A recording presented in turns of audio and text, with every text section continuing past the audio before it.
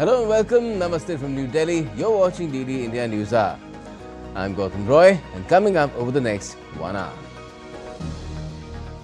Prime Minister Narendra Modi invokes deep cultural symbolism, referring to Bengal's Sindoor Khela from its soil to remind Pakistan that Operation Synindhur is far from over. US, global markets and governments worldwide heave a collective sigh of relief. A federal court slams the brakes on Donald Trump's tariffs overdrive, dubbing it as executive overreach. The US President's aides say the order will be appealed. Under tremendous pressure from the armed and political forces, Mohammad Yunus says Bangladesh elections will be held between December 2025 and June 2026. And Defence Minister Rajnath Singh flags in IST Tarini in Goa to a rapturous welcome for its 2 women crew who set a new record of circumnavigating the globe in a sailing vessel in just 8 months.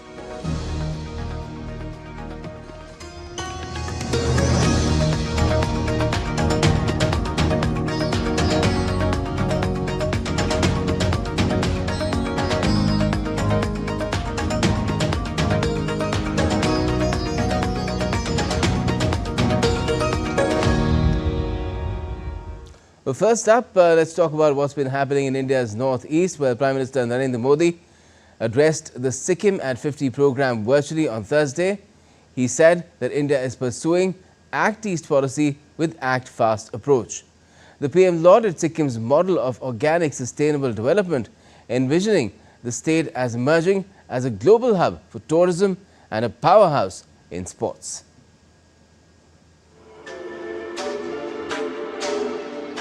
This year, Sikkim reached a golden milestone. 50 glorious years of statehood.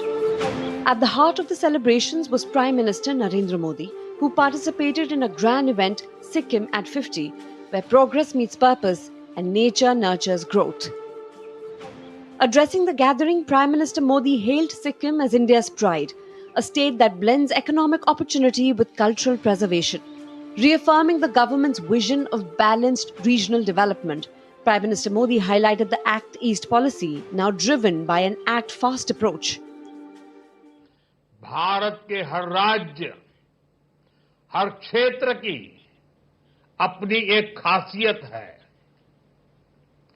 इसी भावना के तहत बीते दशक में हमारी सरकार north east को विकास के केंद्र में लाई है। हमें एक्ट ईस्ट के संकल्प पर एक्ट फास्ट की सोच के साथ काम कर रहे हैं। Prime Minister laid the foundation stone and inaugurated multiple development projects across the state, calling Sikkim a shining chapter in India's growth story. He said the vision now is to establish Sikkim as a green model state for India and the world. Sikkim समेत पूरा north east नए भारत की विकास गाथा एक चमकता अध्याय बन रहा है। अब समय आ गया है, सिक्किम सिर्फ हिल स्टेशन नहीं, ग्लोबल टूरिज्म डेस्टिनेशन बने। सिक्किम के सामर्थ्य का कोई मुकाबला ही नहीं है। सिक्किम टूरिज्म का कंप्लीट पैकेज है। Once seen as a remote frontier, Northeast India today stands as a beacon of peace, progress and potential. Termed as the Ashtalakshmi, the region is now witnessing a transformational rise. Over the past 11 years, schemes like Northeast Special Infrastructure Development Scheme and the PM Divine have also brought sweeping changes. From 10 new greenfield airports to iconic projects like the Bogibeel Bridge, infrastructure is rewriting the region's history. An expanding railway network is shrinking distances, and with multiple peace accords signed, instances of violence is now history, thus paving way for lasting stability. Amidst the transformation, Sikkim plays a key role in shaping the region's future. Sikkim is also India's first 100% organic state, a pioneer in sustainable agriculture. Exports of GI-tagged Dale chili and the growing demand for organic fish are empowering local farmers. Beyond agriculture, Sikkim is rapidly emerging as a global tourism hotspot, offering a complete package of natural beauty, spirituality, and adventure. With infrastructure projects like Atal Setu and the Siboke-Rongpo railway line, the state is now firmly linked to India's national network. Today, it proudly stands among the states with the highest per capita income in the country. From trade to tradition, textiles to tourism, and adventure sports to spirituality, the diversity of Sikkim is one of India's greatest strengths, an inspiration to the entire nation. Tripti Tripathi's report for DD India. Now, in a significant step towards expanding the city gas distribution network in India, Prime Minister Modi laid the foundation stone of the CGD project in Alipur, West Bengal.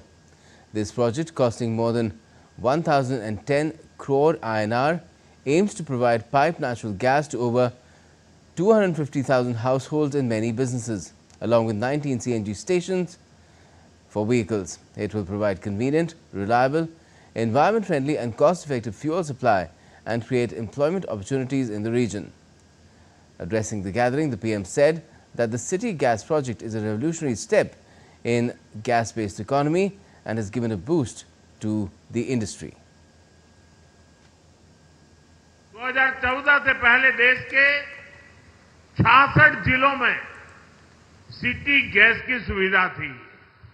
आज 550 से ज्यादा जिलों में city gas distribution network पहुंच चुका है। ये network अब हमारे गांवों और छोटे शहरों तक पहुंच रहा है। लाखों घरों को पाइप से गैस मिल रही है। Upon reaching Bihar, Prime Minister Modi inaugurated the newly constructed passenger terminal of Patna Airport. The new terminal, built at a cost of around 1,200 crore INR, can handle 1 crore or 10 million passengers per year. The Jayaprakash Narayan International Airport houses modern amenities and passenger-friendly features. The expansion is set to boost the airport's annual passenger capacity from 2.5 million to 10 million.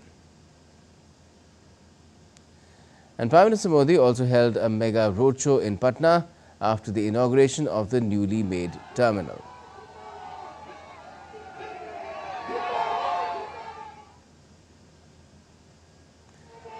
People, as you can see, from all walks of life, men, women, children, young and old, were all there to welcome the Prime Minister in the state capital of Bihar.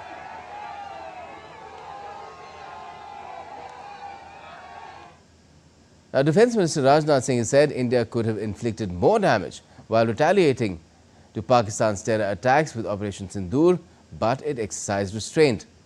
Addressing the inaugural plenary of Confederation of Indian Industry Annual Business Summit, the Defence Minister said that to boost self-reliance, recently the execution model of the AMCA, the Advanced Medium Combat Aircraft Project, has been approved, which aims to build 5th generation fighter aircraft in India. Rajnath Singh asserted that now talks will only be held on terrorism and POK with Pakistan. He also said that POK is a part of India and the people who got geographically and politically separated will sooner or later voluntarily return to India. Bharat हमेशा ही दिलों को जोड़ने की बात करता है और हमें विश्वास है कि प्रेम, एकता और सत्य के मार्ग पर चलकर वह दिन दूर नहीं जब हमारा ही अंग पीओके स्वयं लौटकर कहेगा, मैं भारत हूं, भारत ही हूं, मैं वापस आऊंगा और वापस आया हूं. Now, India sent out 7 all-party delegations across the world to take the message against terrorism to major global capitals. One of those delegations is wrapping up its official visit to South Africa as part of India's Operation Synindhur initiative. The delegation has engaged with top leaders and voices across the country, reinforcing a united stand against terrorism. DD India's Nazneen Ismail has this. After successful meetings in Cape Town, the Indian all-party delegation is set to conclude their visit in South Africa with official meetings in Johannesburg and Pretoria. This visit is marked with powerful symbolism and is part of the Operation Synindhur international outreach. They have met members of the African National Congress, think tanks and key stakeholders. Well, it's been an amazingly productive trip in South Africa. We've had the most wonderful meetings. Yesterday in Cape Town and today in Johannesburg. We've met political parties, we've met people from the government, and they've totally reassured us that this land of the Mahatma Gandhi and Nelson Mandela, this is the legacy that India and South Africa have had. And these two countries are committed to non-violence and peace in the world, and together we want a peaceful world. These are legacies that the Honorable Mahatma Gandhi and Nelson Mandela ji left for all of us. So I think we need to take those values for what they fought for. They gave millions, gave lives for you and me to have freedom. I think we must respect it, value it, and make sure that there is zero tolerance against any terrorism anywhere in the world. And I appreciate the support of South Africa. I'm very, very grateful. In a moving tribute, the delegation laid flowers at the Mahatma Gandhi bust at Constitution Hill, honouring Gandhi's deep ties to South Africa and the enduring legacy of non-violence. India and South Africa, bound by a long history of shared values, reaffirmed their joint commitment to combating terrorism in all its forms and to working together for a safer, more secure world. In this particular instance, we subscribe to a rules-based system as the African National Congress, and we wish everything could come to a point of conclusion.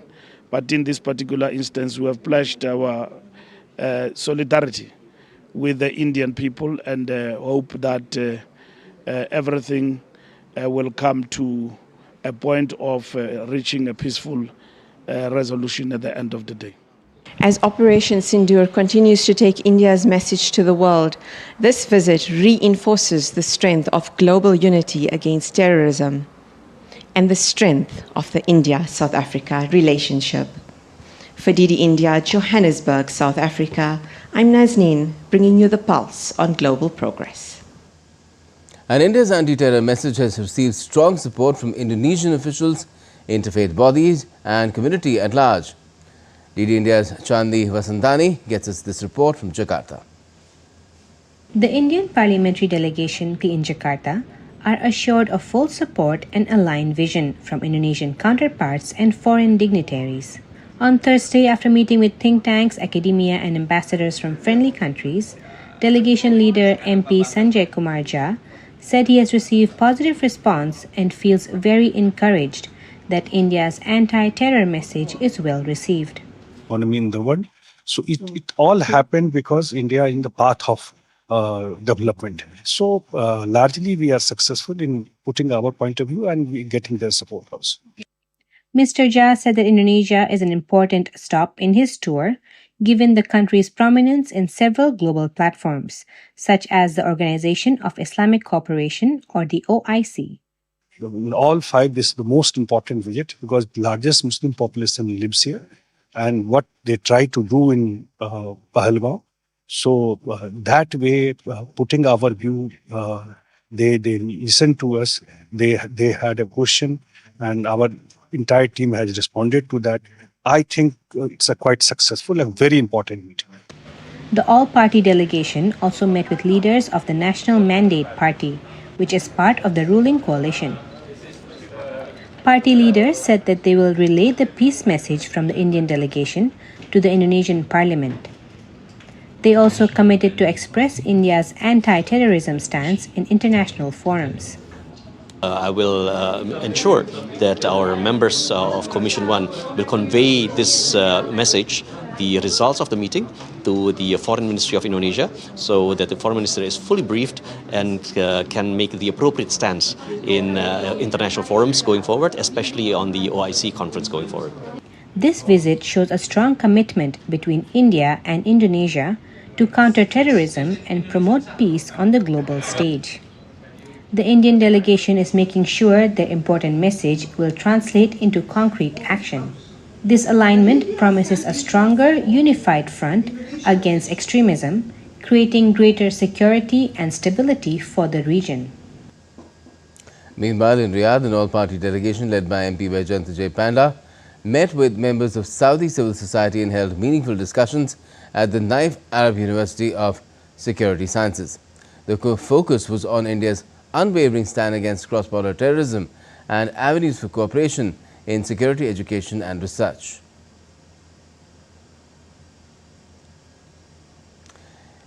In Europe, another delegation led by senior BJP leader Ravi Shankar Prasad wrapped up a robust visit to Rome and is now en route to Denmark. The team reinforced India's firm resolve to act against terrorism and those who support it. In Africa, MP Shrikant Shinde is leading a delegation in Sierra Leone.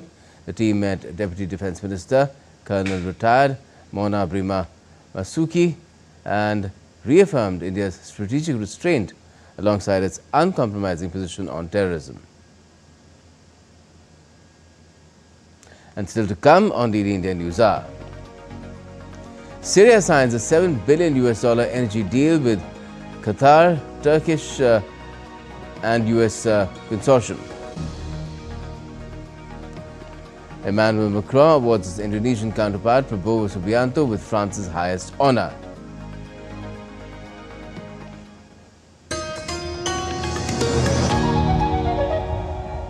Welcome to DD India, where a billion voices unite, connecting viewers to the stories that matter. India is not just another news channel. It's the international channel that puts the spotlight on the global south, bringing you stories from the heart of emerging economies, dynamic cultures and transformative voices.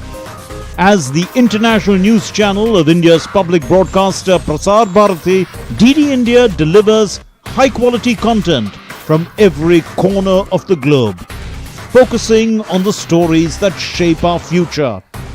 We don't just report news. We connect you to India's voice in the global narrative, from current affairs to culture, from economic growth to sustainable development and the ever-evolving world order. DD India gives you a comprehensive view of the world around us. Stay connected, stay informed, and embrace the stories that shape our lives. DD India. India. This time over his controversial Liberation Day tariffs. A US trade court has blocked the move, calling it an overreach of executive power. With criticism mounting from lawmakers, courts and even former allies, Trump's trade agenda is facing a serious pushback. Syed Mohammed Absar Hassan brings us the details. Fellow Americans, this is US President Donald Trump, it seems, is inviting criticism for most of his actions from multiple quarters, including his own people, some his closest aides, till just a few months back. In a sharp rebuke to President Trump's latest trade move, a US trade court has blocked his controversial Liberation Day tariff. The ruling deals a significant blow to the administration's economic strategy and raises questions about the limits of presidential authority. Judges found the president had overstepped his legal authority by imposing the tariff without clear evidence of a national emergency, a requirement under the International Emergency Economic Powers Act. The 1977 law is intended for a rare and serious threat, not as a tool for unilateral economic action. On April 2, 2025, Trump announced reciprocal tariffs aimed at matching foreign duties on US goods, escalating the trade war he reignited after returning to the White House. my fellow Americans, this is Liberation Day, waiting for a long time. Effective at midnight, we will impose a 25% tariff on all foreign-made automobiles. US representatives from various states reacted to the court's decision that blocked President Trump's tariffs. Republican Representative Reilly Moore of West Virginia condemned the decision. In a social media post, X, Moore said, "Outrageous news. Congress must pass my US Reciprocal Tariff Act immediately. which will neuter this judge's ridiculous ruling against President Trump's reciprocal tariffs. Offering a sharply different perspective, even Democratic Representative Mark Warner of Virginia praised the court's intervention. In a social media post, Warner stated that the courts are saving the Trump administration from itself and saving American businesses and families from these cruel taxes. If we know anything about this administration, though, they'll stop at nothing to inflict more cruelty and bad policy. I'll keep fighting their chaos. In another major setback, Tesla CEO Elon Musk has exited the Trump administration after a turbulent stint working to reform the federal government. Musk's 130-day role with the Department of Government Efficiency ends as planned. The White House says Doge's effort to streamline government's operations will continue. The Trump administration is also facing backlash over its decision to revoke visas of Chinese students, particularly those linked to the Chinese Communist Party or enrolled in sensitive fields of study. China has strongly opposed the move, calling it politically motivated and harmful to the academic and cultural exchanges. The US has unreasonably cancelled Chinese students' visas under the pretext of ideology and national security, which has seriously damaged the legitimate rights and interests of Chinese students and disrupted normal cultural exchanges between the two countries. China firmly opposes this and has lodged representations with the US.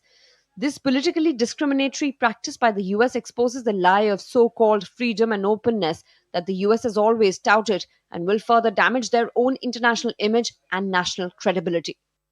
Trump has vowed to keep fighting, but the court's ruling mark a key check on his authority.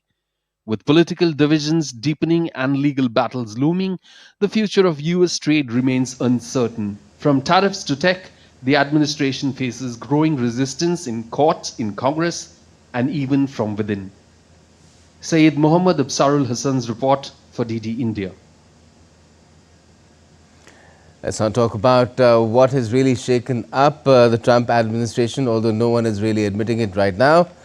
We have Professor Swasti Rao, geopolitical expert, with us. She's with the Jindal School of International Affairs. Good evening to you, Professor Rao. It seems normally Donald Trump is quite talkative, but he's not talked about it yet. Just the administration, some nameless people in his administration right now saying that this decision will be appealed, just tells you a lot about what sort of surprise has the administration been hit by. They thought that they had made very solid arguments, even citing stopping the prospect of a war in our own part of the world, but it didn't really wash well with the court. Well, good evening, Gautam. And well, I mean, in many, many words, what I can just say that Donald Trump's administration is becoming a victim of its own strategic cacophony. If you've been noticing, ever since he has come to the White House, ever since he has come back as president, he has been making a mockery of almost everything, of his rivals, of his allies, of trade policies, of mediation efforts, of wars and peace and everything. And right now what you see is also, somewhere shows that he actually, his administration has not really read the International Emergency Economic Powers Act, which is called the EPA, or many call it IPA, which is a 1977 law. They have not read it properly. If you were to go to the US congressional website and click on it, it actually shows that this particular law cannot be justified the way Donald Trump has manipulated is to levy tariffs, and especially the Liberation Day tariffs, that he kind of imposed across partners on the 2nd of April. And he does not have the power to impose those kind of sweeping import taxes. So I think he knew what he was getting into, but Donald Trump being Donald Trump, I think the immediate audience of such knee-jerk measures that he takes are basically his MAGA fan base, where he's actually won the election campaign on the basis of reducing tariffs, and for him reduction of tariffs is basically the solution to all economic problems. So I guess this was supposed to come sooner than later. In fact, this has been one of the two cases which have marked the first major legal challenges to his Liberation Day tariffs. And frankly, very, very practically, you can see that the markets are loving it, because you can see that there is a correction. the stocks exchanges are doing well. The markets are, happy about it. If you look at the partners, though they do not expect Donald Trump to completely change his stance, but everybody has welcomed it. That itself goes on to show that Donald Trump's policy when it comes to imposing tariffs across the board is not really working. That's one part. And just about China, as we were busy in mediation and the so-called mediation coming from Donald Trump administration, which was basically a bilateral issue between India and Pakistan in our part of the world, Donald Trump had coolly gone ahead and struck a deal with China in Geneva and actually dropped all the 2nd April tariffs anyway. So, I mean, it's a bit of everything, and Donald Trump is just having a taste of his own medicine, because the way he's going about, obviously this means more confusion than any other order. And another fallout can be seen in terms of how Elon Musk has now parted ways. So a lot of it is self-explanatory. Back to you, Gautam. Yes, certainly. And still, there are a lot of people who think that this will not be a case of TACO. TACO is now becoming a very well talked about abbreviation in a very different sort of a context. But because they feel that the Supreme Court, the US Supreme Court, where this matter might eventually end up, is already stacked with a majority of conservative judges that Trump himself appointed the first time around that he was president. Now, is that a safe presumption to make, that eventually Donald Trump in this case will get his way, or is that too much of a presumption? No, but what I want to really mention here is that Donald Trump administration himself has not been able to walk the talk. It's just that, I mean, these are challenged in courts, which are special trade courts, and one sees that these are quite unlawful. But Donald Trump administration is acting like a bully administration. I mean, they are not able to walk the talk anyway. And that is the reason why I gave you the example of what he went ahead and did with China in Geneva, clutching a trade deal where he actually dropped all of the tariffs that were imposed on the 2nd of April. So what I'm trying to say is that, Donald Trump administration doesn't seem to have a stable, sustainable strategy on anything. So, he is somebody who's jumping from one big news to the other big news. And I'm not very sure if the administration has the attention span to really follow through. Okay, so whether or not, whenever this goes to the Supreme Court, and as you rightly mentioned out, that there are so many conservative judges out there, but I'm not even sure if the markets would allow this, until then, because like I said, that you already see that everybody is welcoming the fact that Donald Trump's cacophony, and whether it's strategic or economic, I mean, is being, whenever it's called out, is being actually welcomed by the industry people. The markets are doing well. So that itself is something that, bears evidence. But for example, I mean, I did see the statements made by the Deputy Press Secretary, Kush Desai, and he said that it is not for the unelected judges to decide how to properly address a national emergency. Of course, he doesn't really know how to define a national emergency at all, and that's why I'm saying that they have not really read what really this law all about. But that said, it is very much possible that finally when it goes there and Donald Trump is able to get the decision in his favor, and he would eventually then again hold it up as a victory of Make America Great Again. So it is very much possible, because Trumpian theatrics, being Trumpian theatrics, I think I would not discount the scope of any of such things. But what I'm trying to say is that I do not foresee that he has the sheer consistency to actually follow up on these things, because a lot of things he says and then he takes a completely different decision. Well, let's see, he thinks that he's a great negotiator, and that I did not really elaborate on TACO, but it stands for Trump always chickens out, or as I would say, cops out. But let me just get our viewers something that has also happened after what's happened in this federal trade court. And bear with me for a moment, Swasi, I'll come back to you. Well, Wall Street's main indices opened higher on Thursday after a federal court ruled against most of US President Donald Trump's tariffs, and AI bellwether NVIDIA reported a 69% surge in quarterly sales, lifting sentiment. The Dow Jones Industrial Average opened a new tab and rose 91.3 points, or 0.22% at the open, to 42,190.02. The S&P 500 rose 51.4 points, or 0.87% at open, to 5,939.96, while the Nasdaq Composite rose 288.5 points, or 1.51% to 19,389.392. at the opening bell. And also India's Commerce and Industry Minister Piyush Goyal has said that India is working with full sincerity and is aiming for a fair, equitable and balanced trade relationship and agreements with countries that align with India's interests. Minister Goyal was speaking at a CII event in New Delhi, and the reference was to both the US as well as the European Union. We are working with full sincerity. We are looking at fair, equitable and balanced trading relationships and agreements with countries of our interest, with complementary economies, with economies where we have good things to offer and they have good things to support our growth story with. So therefore it's a great time for India. This period is going to define our growth story, and this period is going to be remembered years into the future, that Prime Minister Narendra Modi laid the foundation of Viksit Bharat. Swastika, your reaction to what Piyush Goyal just said and how the markets are reacting, considering that Piyush Goyal always maintained that India never negotiates with a gun to its head, and now that gun has pretty well been hosteled by this Federal Trade Court, unwittingly and involuntarily, where Donald Trump is concerned?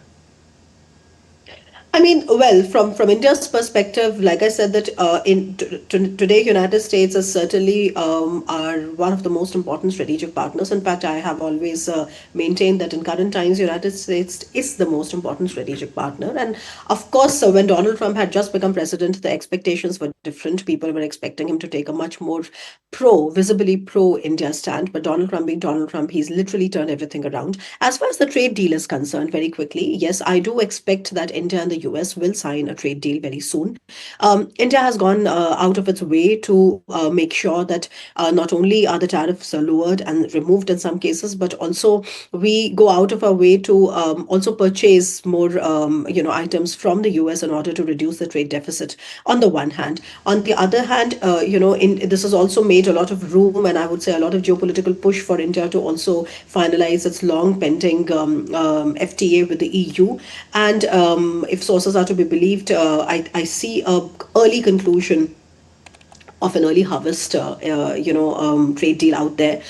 So I think in that respect, India is on the right stand, because in order to become more embedded into the global production and manufacturing chains and not just supply chains, I guess India needs to really sort of join the developed West. But all of this is not going to really take away the worry that we have here in terms of Donald Trump's unpredictability, because his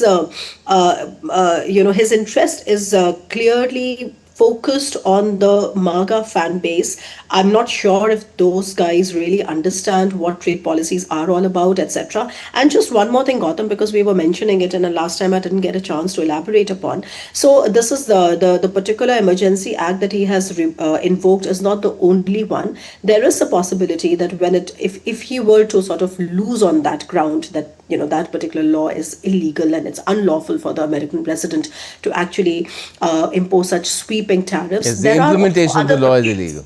Yeah, there are also other provisions available in the US law that he can do. So what I'm saying is that it actually just depends on how far he wants to push it and how far he wants to treat it as a centerpiece of his domestic and foreign policy. Or if he wants to defy even the Supreme Court if it comes to it, and then creates a constitutional crisis. But I guess we'll cross that bridge if and when we come to it.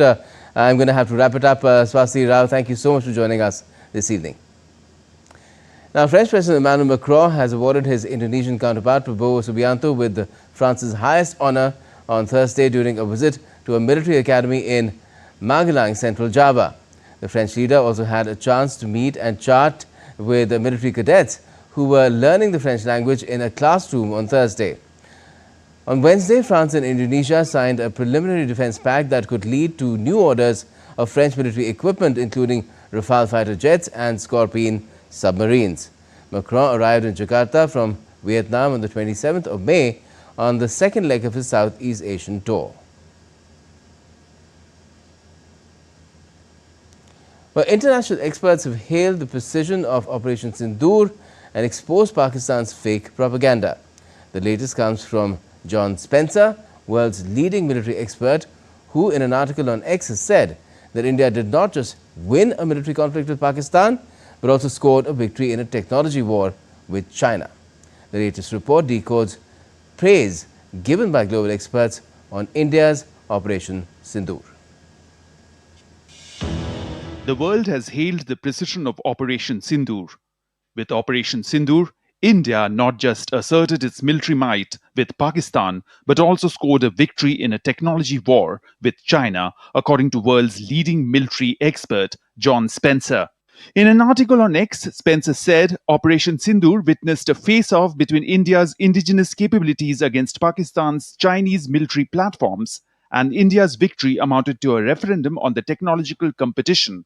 Spencer said that Operation Synindhur proved to be a full-scale validation of India's defense transformation that began with Prime Minister Narendra Modi's Make in India initiative in 2014 and picked up renewed pace in 2020 with the Atmanirbhar Bharat initiative.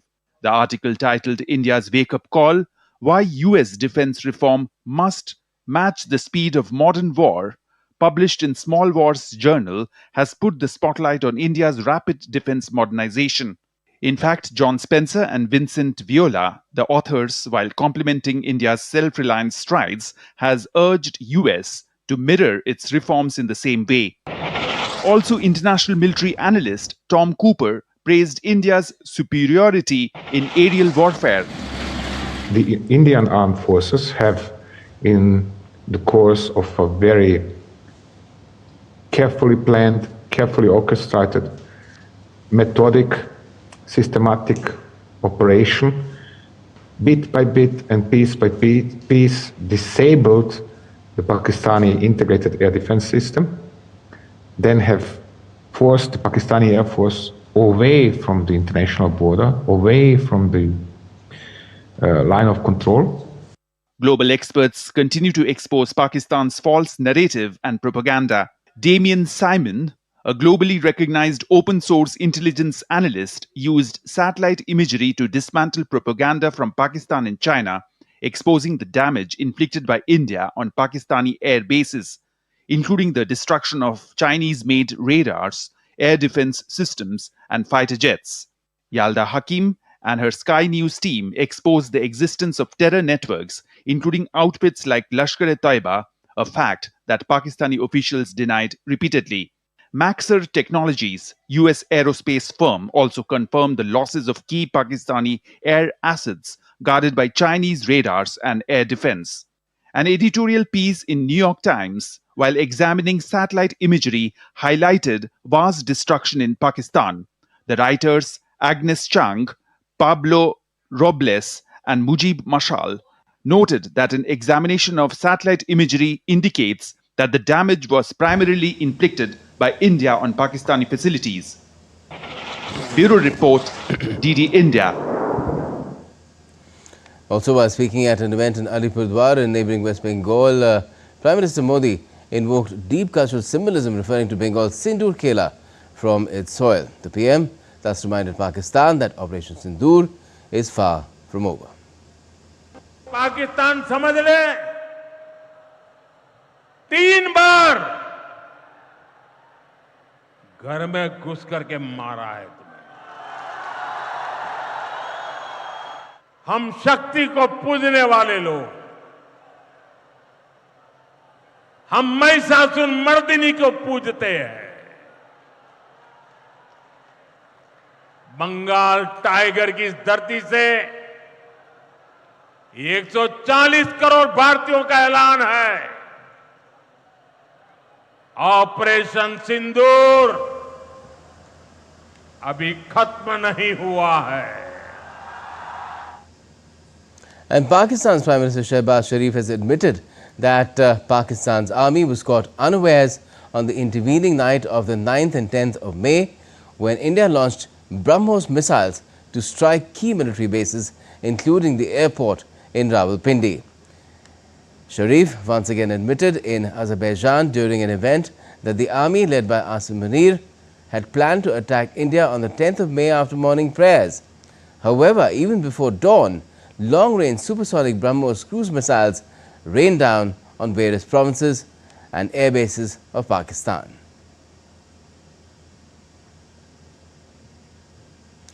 Let me bring in another expert on the subject, Dr. Atul Ran, joining us from MD and CEO BrahMos Aerospace. Good evening to you, Dr. Ran.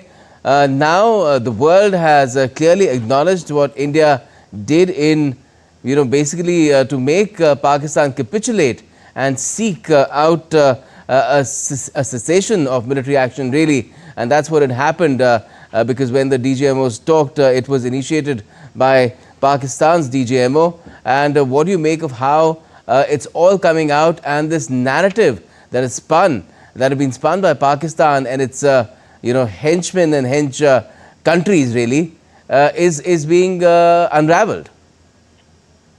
Well, the first thing is hats off to the men behind the machines which we may have created and tried to do, but it's the planning, the utter precise planning which they did, the Indian Armed Forces, Army, Air Force and Navy. It's them who have actually proven to the world our might. And the truth has been revealed with the strength of technology as well, and by credible people, independent experts who know what they're talking about, and they're backing it up with the data. So the truth, no matter how much obfuscation is done, how much of spin doctoring is done by people in Pakistan who have been experts at it for decades, it is still emerging, rising like cream to the top. You see, when there is a conflict on, not much of information comes out while it's on. And all of us knew that weapons are being used, and what is their efficacy was known only little later on. Maybe a day or two later on, when we saw that the cessation of firing took place, the cessation took place. And then, even if we had tried to spin stories, that is India, they were true stories, that we did use our weapons and we did use them efficiently. When we have now third-party people saying it, the other countries and experts from other places saying that you have done well, that's courage to all of us. Mm-hmm. Now, why do during a warfare or during a conflict or during any sort of a attrition, the idea is to keep the people, the public, happy that yes, we're on the top. And maybe that's why our opponents try to spin all those stories. And slowly, one by one, each one of them is turning out to be false. The briefings done by our Indian Armed Forces, by the DGMOs and the Air Force and Navy, they were precise in what they did, and they were also fairly clear on what happened. Mm-hmm. And how much of a satisfaction does it give you yourself, being part of an organization such as BrahMos Aerospace, that a lot of what has been achieved during Operation Synindhur is based on homegrown weaponry, homegrown technology, and it has exposed chinks in the armor of weaponry supplied to Pakistan by, well, countries that are supposed to be pretty good at warfare themselves, including the US, even China as well as Turkey. I'll take your statement in two ways. Thank you for giving me a chance to try and explain. The whole basis for our technology growth was laid long back during the time of the Integrated Guided Missile Development Program, which grew into many other smaller offshoot projects. And it is those seniors who conceived IGMDP, the workhorses of around my age group who worked through the whole years, even when technology was denied to us, mind you. To see that the weapons we created are used with precision is something which is satisfying. Mm-hmm. It's very rare for a single human being to see the design, development, production, induction and use of the weapon system in his working or living lifetime. There are 3 generations who have been able to see that in this particular operation, and it is extremely satisfying. But first, I have to pay all my respects to the seniors who have trained us and brought us to the level which we could pay back to our juniors and try to train them up to where they are today. Yes, and do you see a paradigm shift? I won't say happening. I would say unfolding, where funding could really go for defence R&D, and which will have offshoots of unimaginable really benefit, because it was R&D in defence that gave the world the internet. You see, within India, DRDO, organization I've been part of for many years, of course, I've just superannuated. We have been the whipping boys of the media. I'll use the press and media. Whenever there is not much of news going around, pick up DRDO's projects and say they're delayed, they're cost overruns, and they're not up to the mark. I think with Operation Synindhur and our users, the masterminds who actually use them, they have at least brought us back into the limelight. And funding, well, every year we look for more and more funding. Funding needs to be spread across various sectors of the country. Defense will always have a part of the funding, but mind you, the defense funding in our country is minimally low with respect to the percentage of GDP when you compare to the other nations. We're happy. We could be happier with more, but you see, whenever there is a pressure on one aspect, that is the funding, maybe our creativity increases in how to manage things with the lower funding. But Okay. it's a catch-22 situation. More funding, more things. But mind you, one other thing which has happened is with all this, the defense industry has also stepped up, and they are now getting into the realm of creating weapons on their own also. Maybe Yes. there's a lot of work being done. That is the course that has to be taken, because the future of warfare is changing every moment because of the kind of influence that technology is bringing to it.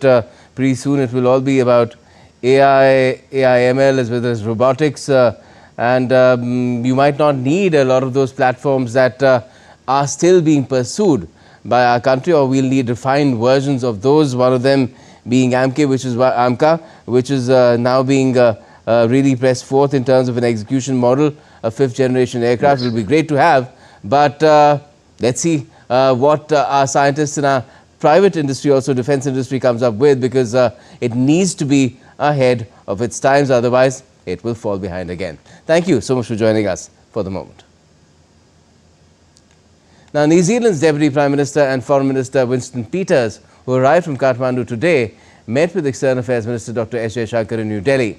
The two leaders shared a warm exchange. Their talk spanned key areas of cooperation, including sports and education. Dr. Jaishankar thanked Winston Peters for his country's solidarity with India over the recent Pahalgam terror attack. On Friday, the New Zealand Foreign Minister is set to meet India's Health Minister J.P. Nadda before heading home later in the evening. Our relationship has been growing in many areas. We attach a lot of importance to the deepening of our defense and security partnership, to the expansion of our trade and investment relationship. I would certainly like to discuss or carry on our discussions about sports and education. These are two very special areas of cooperation with you, and of course our increasing people-to-people ties. Now, Syria has signed a $7 billion energy deal on Thursday with a consortium of Qatari, US and Turkish companies as it seeks to rehabilitate its war-ravaged electricity sector. The agreement was signed at the Syrian Presidential Palace in the presence of Interim President Ahmed al-Sharaa and US Envoy for Syria, Thomas Braddock. It's expected to generate 5,000 megawatts, covering half of the country's electricity needs. Chief Advisor of the Interim Government of Bangladesh, Professor Mohammed Yunus, on Thursday said that they are working to prepare for a free, fair, credible general election aimed at smooth transition to democracy.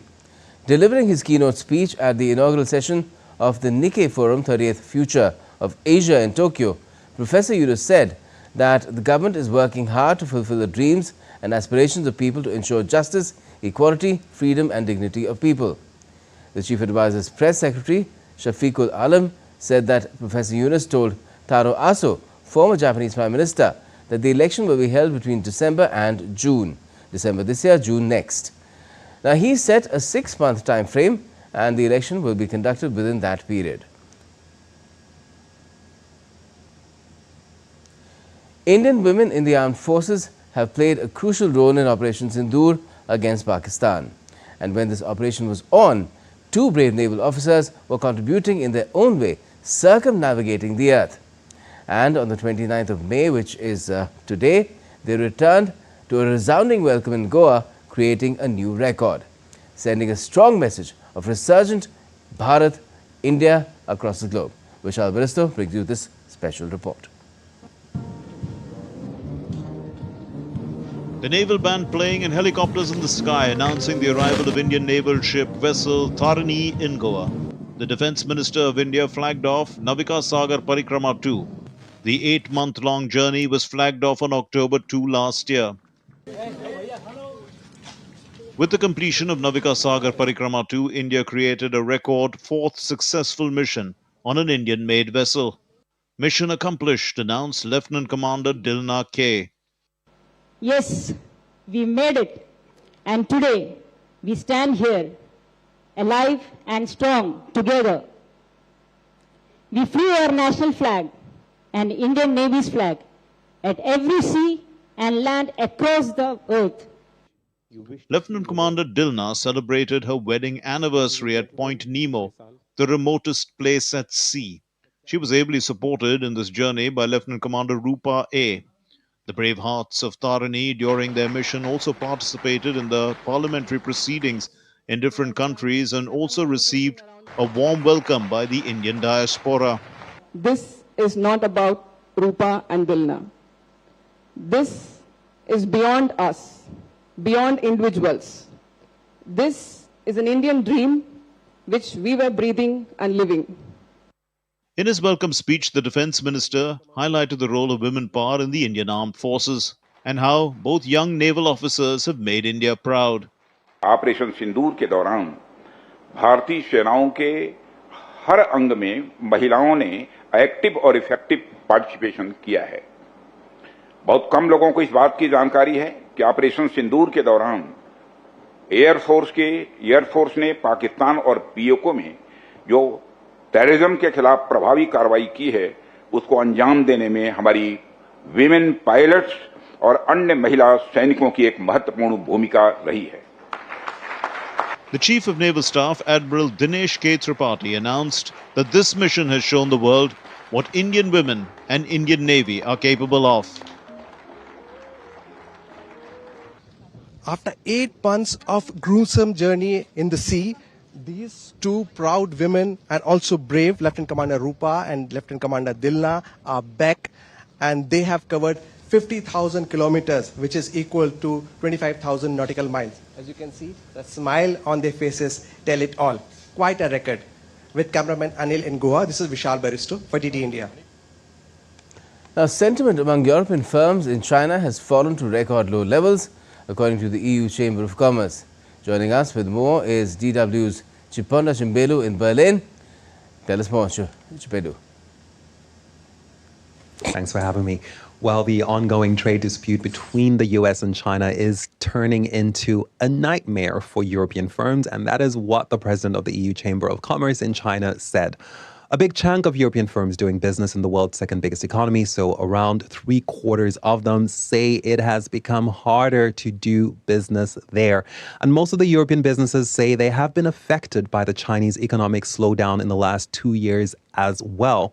Now, what is also interesting from the EU Chamber of Commerce's latest survey is that European companies are more concerned about China's slowing economy than they are about the US tariffs. The ongoing US-China trade dispute was the second biggest concern for businesses.